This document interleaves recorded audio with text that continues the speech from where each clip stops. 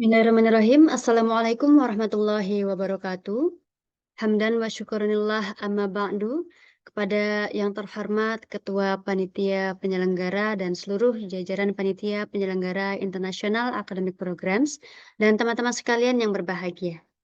Baik, di sini saya Dede Khairunisa dari Program Pascasarjana Undadin Intan Lampung Indonesia akan presentasikan hasil paper saya dengan judul Analisis Fikih Muamalah terhadap Lembaga Keuangan Syariah Non-Bank Baitul Mal wa Tamwil.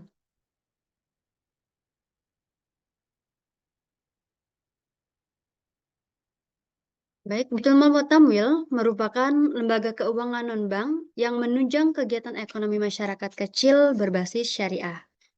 Saat ini status hukum organisasi BMT bervariasi. Ada yang berbadan hukum seperti koperasi dan yayasan, dan ada pula BMT yang tidak berbadan hukum seperti lembaga swadaya masyarakat, dan beberapa BMT yang tidak diketahui status hukumnya.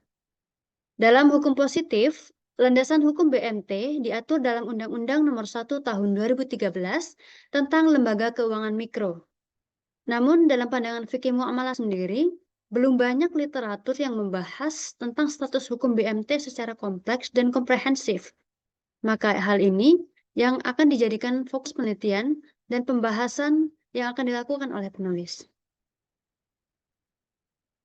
Pada tulisan ini, menggunakan pendekatan kualitatif dengan metode deskriptif, dan desain penelitiannya berpangkal pada studi pustaka atau literatur review terkait dengan teknis analisa data.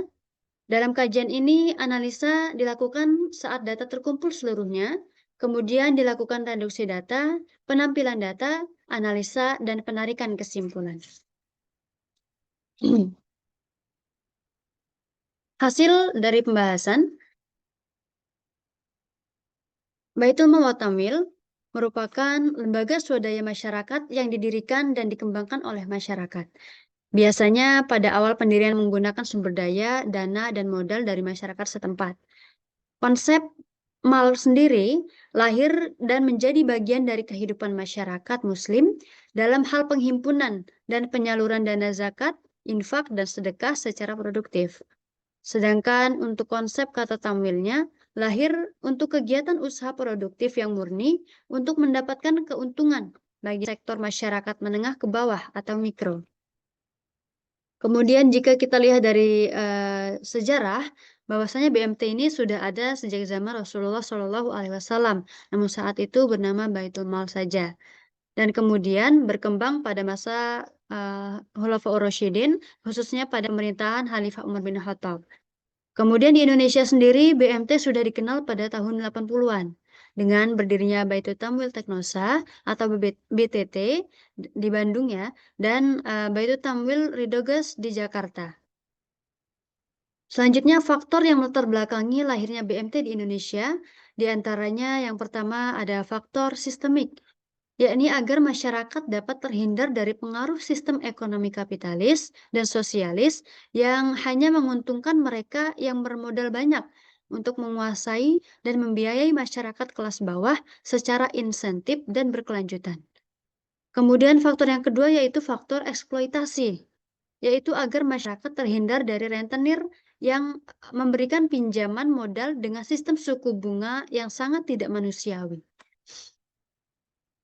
Selanjutnya terkait dengan regulasi BMT sendiri, berdasarkan hukum positif, landasan hukum BMT diatur dalam Undang-Undang Nomor 1 Tahun 2013 tentang Lembaga Keuangan Mikro.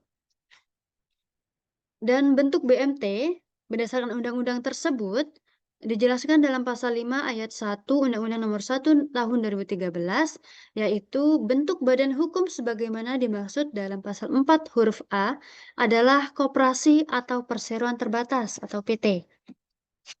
Berdasarkan pasal di atas, maka BMT sebagai LKM hanya dapat berbentuk badan hukum koperasi atau perseroan terbatas saja.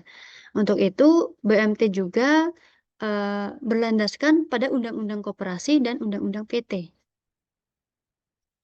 Selanjutnya, keberadaan Baitul Mal wa Tamwil dalam lembaga keuangan syariah non-bank bertujuan untuk membantu meningkatkan perekonomian masyarakat Dan misi BMT secara keseluruhan yaitu mengimplementasikan pembiayaan dan pendanaan berbasis syariah.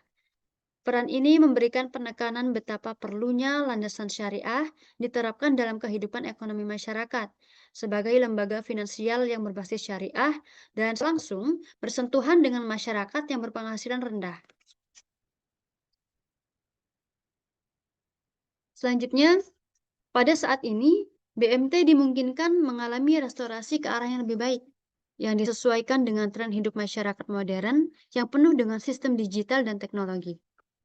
Sistem usaha yang dilakukan oleh BMT akan tetap diakui keabsahannya secara syariat apabila prinsip-prinsip syariahnya senantiasa dijaga dan tidak diabaikan. Di samping itu pula, teori-teori akad yang telah dikodifikasikan dalam fikih muamalah senantiasa dijaga dan diimplementasikan secara kompleks dan komprehensif dalam setiap tindakan usaha yang dilakukan oleh BMT.